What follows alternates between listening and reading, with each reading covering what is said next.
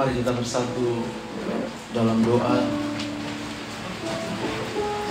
Betapa kami akan merasakan damai sejahtera yang hanya dari Tuhan.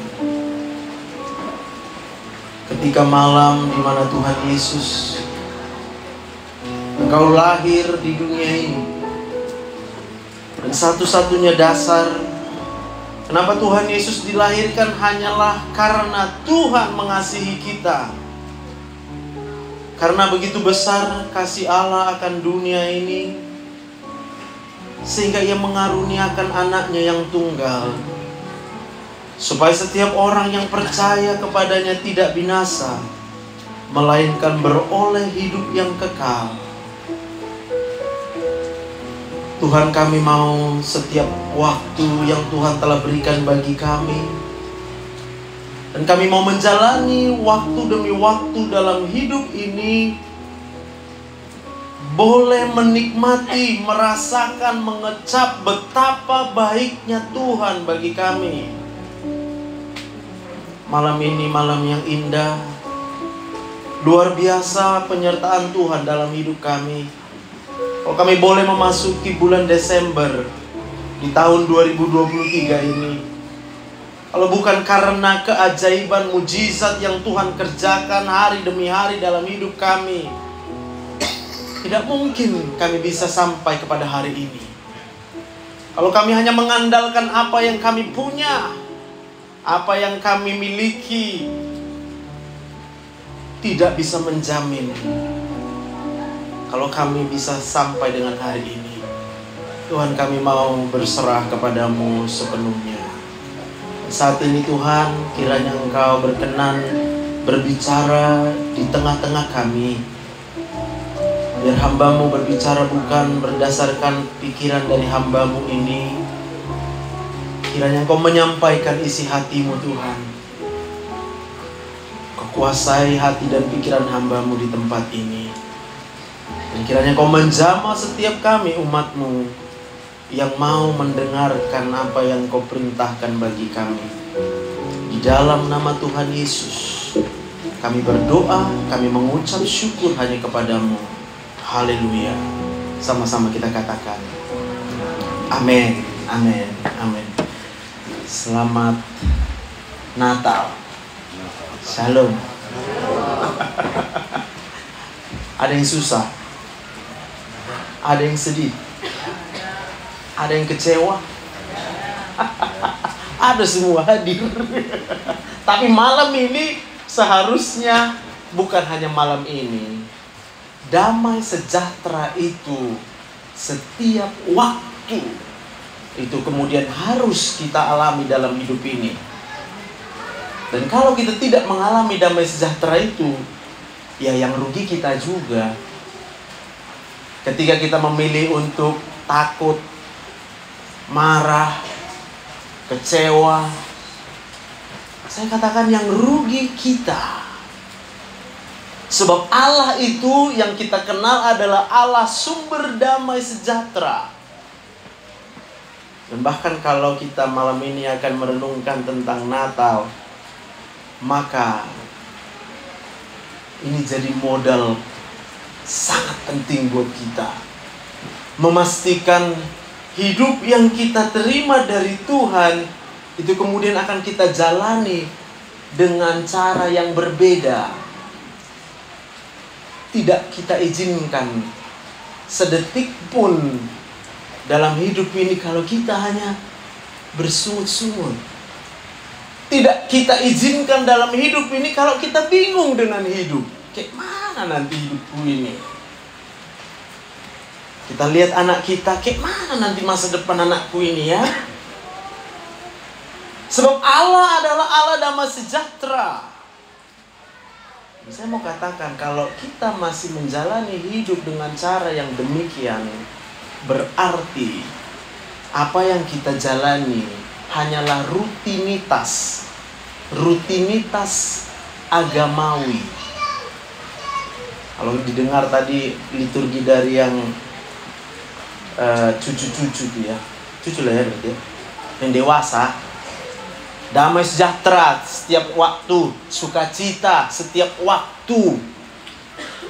Tapi kenyataannya jauh dari kata sukacita.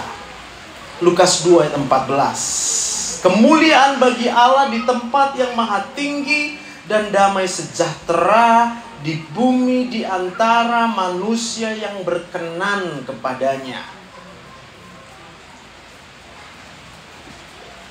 Damai sejahtera.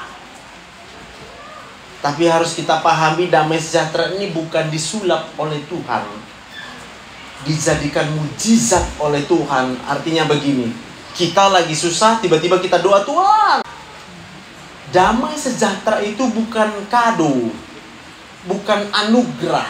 Damai sejahtera itu adalah akibat. Akibat dari apa? Kalau dalam Lukas 2 ayat 14, damai sejahtera itu di bumi di antara manusia yang berkenan kepadanya. Jadi kalau kita hidup sebagai manusia dan hidup yang kita jalani adalah perjuangan supaya hidup kita ini berkenan kepada Tuhan, artinya menyenangkan buat Tuhan, bukan mencari kesenangan diriku, maka pada waktu itu damai sejahtera itu akan mampir dan akan kita alami dan akan nyata dalam hidup kita. Sebab kalau ditanya satu persatu, jujur pasti kalau ada yang suka susah, nggak ada yang suka susah. Semua mau happy. Siapa mau gembira? Semua kita mau gembira. Tapi pertanyaannya adalah, kenapa sampai sekarang itu cuma sebatas keinginan dan kita nggak bisa gembira, kita sulit untuk gembira. Natal, ketika Tuhan Yesus itu dilahirkan, Tuhan Yesus dilahirkan dalam keadaan yang sangat tidak ideal, jauh dari harapan kemanusiaan. Dilahirkan di kandang domba. Bukankah hari-hari ini kadang kita berpikir, nanti ya kalau aku lahiran ya maunya aku di rumah sakit apalah, yang mahal sana lah, biar nyaman, biar kalau datang orang senanglah orang. Coba bayangkan dulu, stres kita hanya memikirkan di mana nanti mau lahir anak kita. Tapi kalau liturgi kita jago, lahir di palungan. Seakan-akan beda aja Tuhan Yesus di palungan. Ya aku nanti di rumah sakit sana mahal, banyak uangku, aku bilang gitu.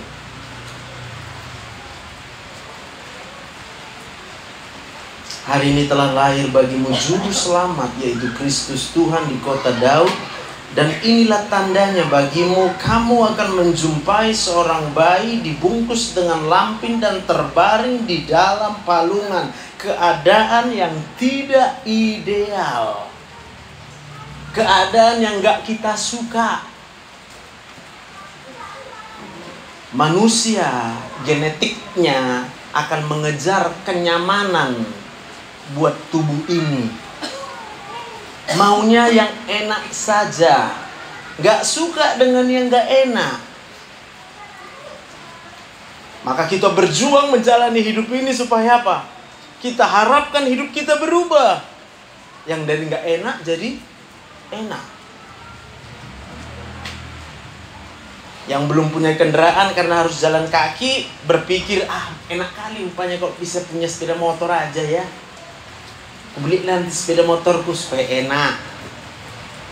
Nanti udah ada sepeda motor, gak enak juga kena hujan.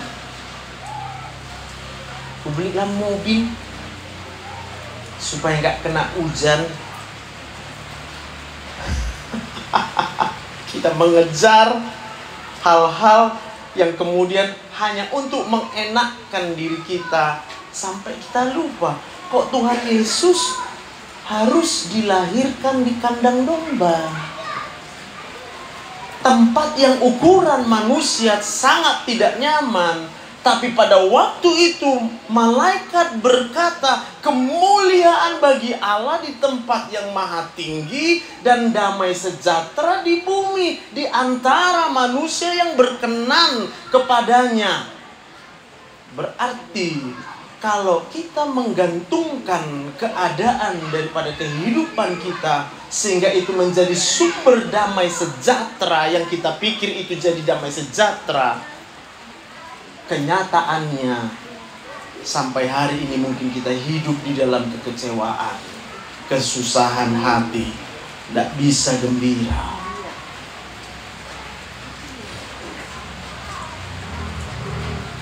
Tadi aku melayani di Danau Toba, mau keluar dari pintu Danau Toba udah berhenti semua mobil. Cek mana ini Tuhan, ku bilang. Memang sepeda motorku ku parkir di Podomoro. Mana aku panggil Grab gak ada yang mau. Hujan gerimis. Akhirnya aku putuskan, jalan aja lah aku. Jalan aku. Ketawa-ketawa aku sampai jalan. Sampai juga. Apa yang ku ingat? Aduh Tuhan, bisa aku selamat.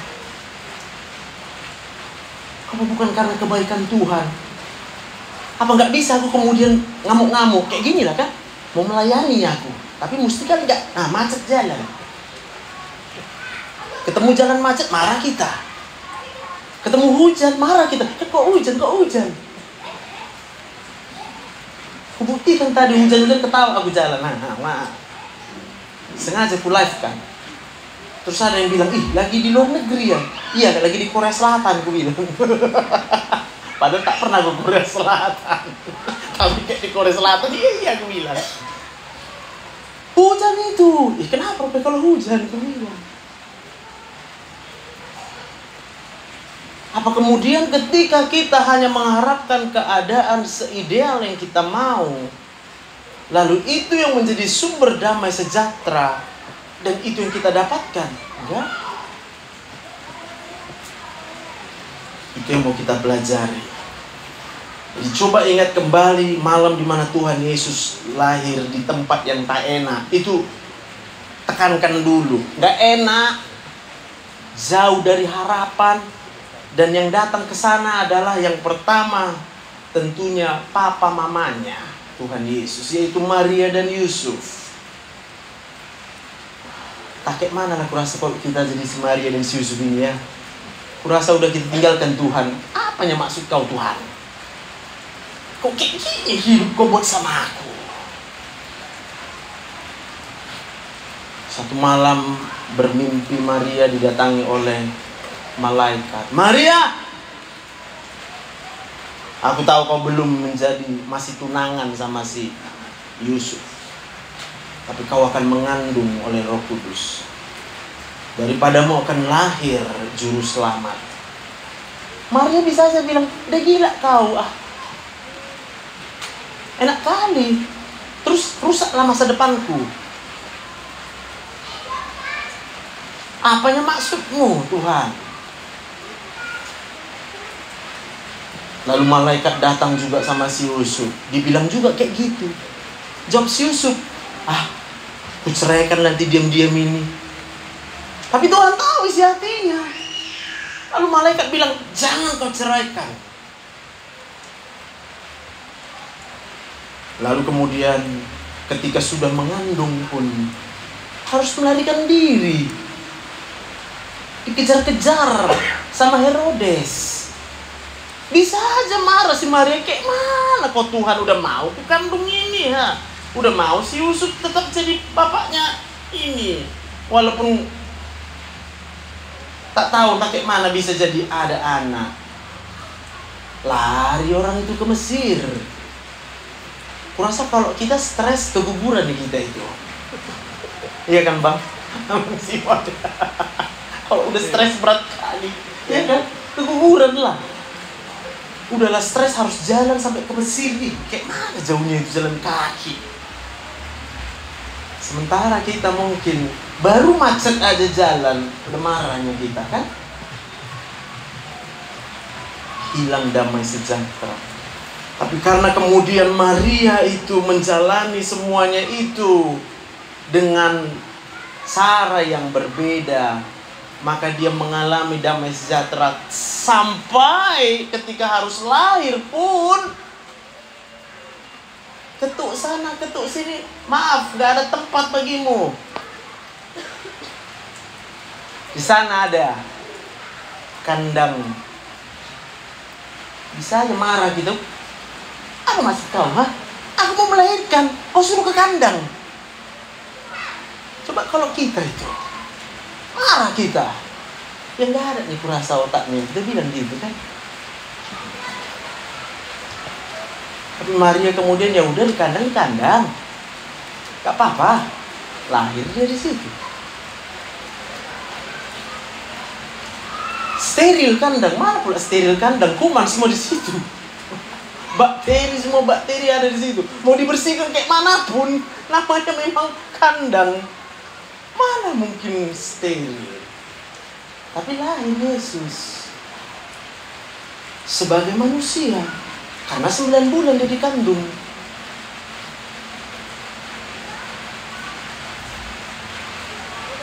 Dan Maria adalah manusia. Sama kayak kita.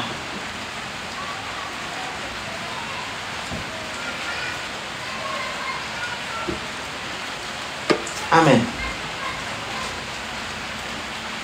Hari ini apa yang kita alami sehingga kita nggak bisa punya damai sejahtera? Ataupun kalau kita katakan aku nggak apa-apanya. Makanya ada TikTok itu kan, nggak apa-apa. Maka saya bilang 10 kali bilang nggak apa-apa, pasti nangis sendiri. Nggak apa-apa. Serius kau, nggak apa-apa.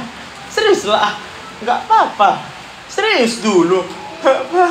Nangis dia karena kenyataannya dia sedang kecewa dengan hidupnya. Dan kalau udah sedih, ya udah pasti nggak ada damai sejahtera. Kalau nggak ada damai sejahtera, untuk apa kita di sini malam ini merayakan Natal? Maka pertanyaannya, bagaimana supaya kita bisa merasakan damai sejahtera setiap waktu?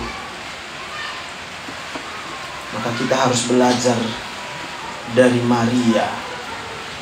Lukas 1 ayat 37 sampai 38, Maria berkata, sebab bagi Allah tidak ada yang mustahil. Amin. Gak ada yang mustahil bagi Allah. Tapi dia bilang begini, sesungguhnya aku ini adalah hamba Tuhan. Jadilah padaku menurut perkataanmu itu. Berarti waktu kita kehilangan damai sejahtera, cepat-cepat kita berkata sama Tuhan, Tuhan, aku hamba Tuhan. Apapun yang terjadi dalam hidupku, terserah Tuhan. Bukankah kelahiran daripada Tuhan Yesus itu menunjukkan hak prerogatif Tuhan untuk menentukan segala sesuatu yang terjadi dalam hidup kita?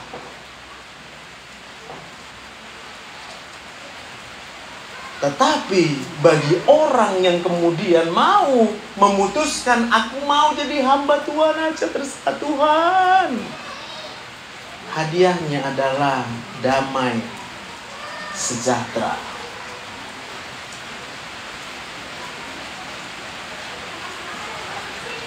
Apa yang kita persiapkan untuk Natal? Pakaian. Bisanya kita senang karena baju baru. Bisa. Tapi nggak lamanya itu. 2 minggu 2 kali pakai baju itu, udahlah, udah bosan ya. Tahun depan nanti kita pikir lagi, tahun depan baju apa. Target pencapaian dalam hidup ini kita bayang-bayangkan, lalu kemudian kita kalau tercapai targetku itu Tuhan, senangnya aku Tuhan, terjawab doa kami kalau Natal. Sampai entahlah, dulu aku kayak gitu. Kenapa senang dengan bulan 12? Karena aku pikir kalau bulan 12 semua doaku dijawab. Suka-suka aku gitu lah. Apa yang ku suka tinggal ku minta sama Tuhan. Dijawab Tuhan itu. Kayak lain dia jalan bulan 12 ini. Dulu waktu anak-anak gak ngerti apa-apa. Dan memang kenyataannya begitu ya. Anak-anak kita mungkin kalau datang di bulan 12, Papa minta ini, mana enggak awak kasih? Ya kasih ya. Bulan 12, bulan dimana Tuhan itu menunjukkan kasihnya kepada manusia. Lalu seakan-akan seolah-olah bisa suka-suka kita sama Tuhan. Kita nggak suka dengan keadaan ini, kita minta Tuhan, Tuhan lalukanlah ini daripadaku. Tuhan, buatlah dia bertobat, jahat kali dia sama aku. Loh, jangan itu doanya. Bilang, Tuhan aku ini hambamu, jadilah padaku sesuai kehendak-Mu. Maka ketika ada orang berbuat jahat dengan kita, jangan ajari Tuhan mengubah keadaan yang gak kita suka itu. Maria dan Yusuf gak pernah terbersit dalam pikirannya, kok kayak gini lah lahir si Yesus ini ya. Kayak mana kau Tuhan? Kau bilang kau Tuhan. Kau bilang kau tidak ada yang mustahil bagimu. Masa kayak gini lahir padahal Tuhan. Tapi kita harus berkata, Tuhan aku hambamu, apa yang kau mau?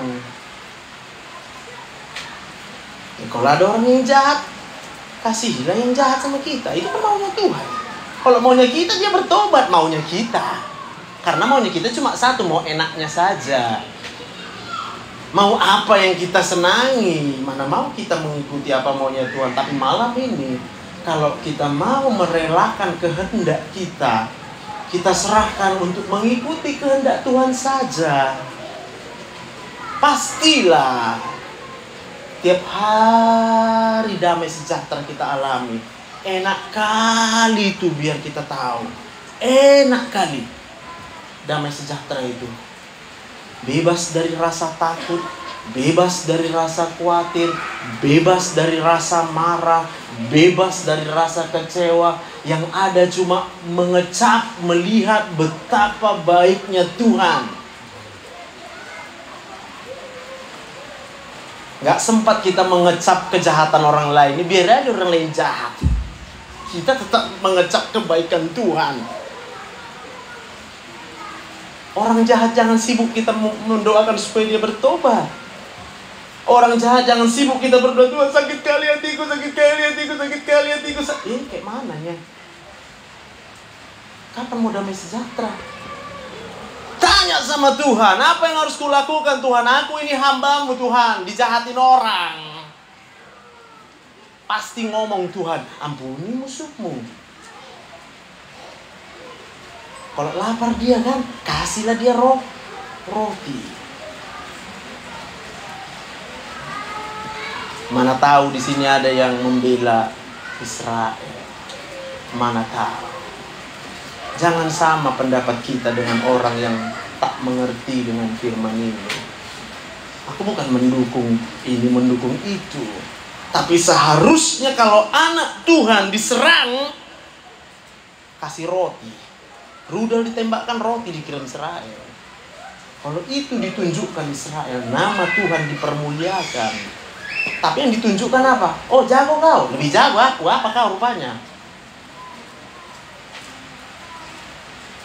Adakah kemudian ketika orang Majus datang membawa harta bendanya kepada Yusuf dan Maria, lalu malam itu dibilang si Maria sama Yusuf, sup banyak kali dapat duit kita Yusuf, aduh bisa kita beli rumah ya, ayo pindah kita malam ini juga ya. Gak ada. Mereka tetap hidup mengikuti apa maunya Tuhan.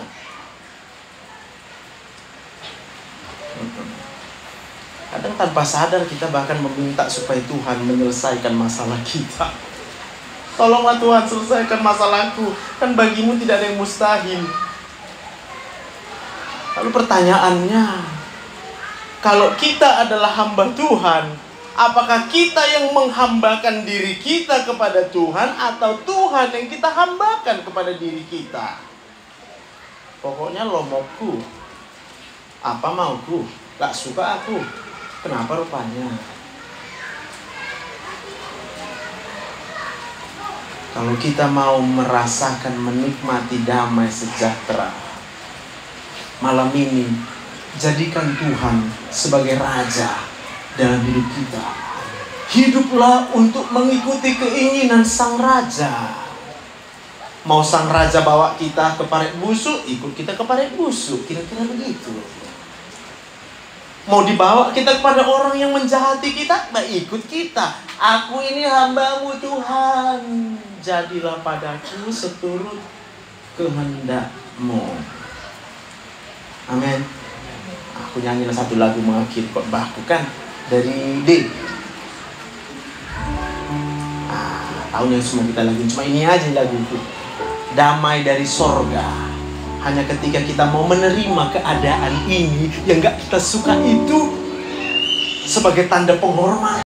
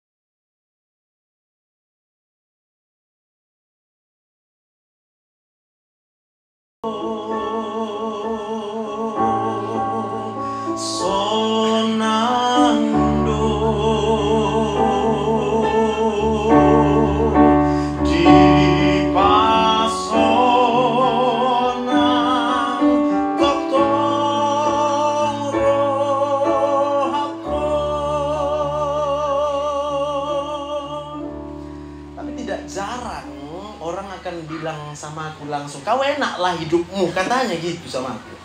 Enaklah hidupmu, banyak uangmu. Kami gak ada uang kami, katanya. Enak kau. Aku bilang, Tuhan itu maha adil. Kalau malam ini, sekarang ini aku berkata aku enak karena banyak uangku. Lukas 6 ayat 24 terakhir. Lukas 6 ayat 24. Tetapi celakalah kamu, hai kamu yang kaya, karena dalam kekayaanmu kamu telah memperoleh penghiburanmu. Jangan bilang aku kan gak ada uang. Kau enaklah. Yang merasa kaya malam ini juga bertobat. Harus bilang sama Tuhan, Tuhan aku gak bahagia kalau kaya. Bilang gitu, aku cuma bahagia karena Tuhan. Yang gak ada uang, jangan cari uang. Cari dahulu kerajaan Allah dan kebenarannya, maka semuanya ditambahkan. Di Tuhan adil. Celaka. Dan yang tahu itu Tuhan. Enaklah kau. Sepanjang itu bilang, enaklah kau. Gak enak aku bilang, gak enak. Kalau karena kaya. Gak enak sikit pun. Karena kalau sikit pun aku merasa enak karena kaya, celakalah aku. Bukankah Tuhan itu adil? Maka Natal tadi berbicara tentang orang yang miskin dan orang yang kaya. Para gembala yang miskin datang menyembah Tuhan sebagai Raja, dapat damai sejahtera. Yang kaya, karena nggak tahu lagi dia kayak mana membahagiakan dirinya dengan kekayaannya, keliling dia mencari di manakah Raja yang akan lahir itu. Udah dapat, mungkin bisa aja dia berpikir, kok kayak gini raja, nggak cocok raja lain di palungan. Tapi apa yang dilakukannya? Inilah raja itu, ku persembahkanlah. Artinya apa? Orang yang kaya itu pun rela kehilangan segala-galanya dalam hidupnya. Hanya untuk apa? Hanya untuk membuktikan dia adalah hamba Tuhan, bukan hamba uang. Hamba uang artinya kerja untuk cari uang. Hari ini aku khotbah berapa sesi? 4 sesi. Semalam lagi ada malam-malam. Pertanyaannya gampang. Siapa senang kalau punya uang? Angkat tangan, rame-rame kita angkat tangan. Enak punya uang. Siapa sedih kalau uangnya hilang? Angkat tangan juga. Aku ketawain lah. Bertobatlah kita, aku bilang. Yang sedih karena gak ada uang, yang bahagia karena ada uang, sama posisinya. Celaka. Sebab hamba uang artinya apa? Bukan hanya bekerja untuk uang, tapi menjaga uang. Ya kan? Kalau kita punya hamba berarti dia menjaga kita. Kita jaga uang kita, jangan hilang. Jangan sampai hilang uang. Tengoklah kan udah berkurang uang. Tengoklah kan udah berkurang uang kita kan. Kita jaga. Lalu ketika hilang uang itu nangis kita. Sayangnya uang itu nggak tahu kalian capek kali mencari ini, capek kali mencari. Siapa yang suruh mencari uang? Tuhan bilang cari dahulu kerajaan Allah. Jangan cari uang. Kalau cari uang berarti kita bekerja untuk uang. Kalau bekerja untuk uang berarti kita hamba uang. Kalau kita hamba uang, tak mungkin ada damai sejahtera dalam hidup kita. Tidak akan mungkin. Maka jangan jadi hamba uang ya. Kalau hilang uang kita langsung bilang haleluya, puji Tuhan. Jangan nangis kita. Kalau nangis kita berarti hamba uangnya kita. Biarlah ini jadi pesan buat kita. Semoga Tuhan kemudian masih menuntun kita menjalani tahun yang akan datang beberapa hari lagi. Tapi itu pun tidak tahunya kita, entah sampai atau tidak. Kita hanya bisa berkata, sebab aku ini hamba-Mu Tuhan. Jadilah padaku seturut kehendak-Mu saja, bukan seturut kehendak kami. Amin. Mari kita berdoa. Tuhan, biarlah segala hormat, pujian, dan kemuliaan dan ucapan syukur hanya kami persembahkan kepadamu. Sebab Engkau adalah Allah yang terlebih dahulu mengasihi kami. Kami memohon ampun Tuhan, apabila di dalam setiap kehidupan kami tidak pernah mengecap betapa baiknya Tuhan. Yang kami kecap betapa pedihnya kehidupan. Di malam ini kami bertobat. Kami mau memilih Tuhan, supaya mulai daripada hari ini Engkaulah yang menjadi Raja atas hidup kami. Kalau Engkau yang menjadi Raja, kami jalani hidup kami bukan semau kami, tapi semaunya Tuhan saja. Jadilah pada kami seturut kehendak-Mu. Dalam nama Tuhan Yesus kami berdoa. Amin. Tuhan berkati. Terima kasih buat hambanya Pendeta Yosef. Firman Tuhan yang begitu luar biasa. Damai sejahtera akan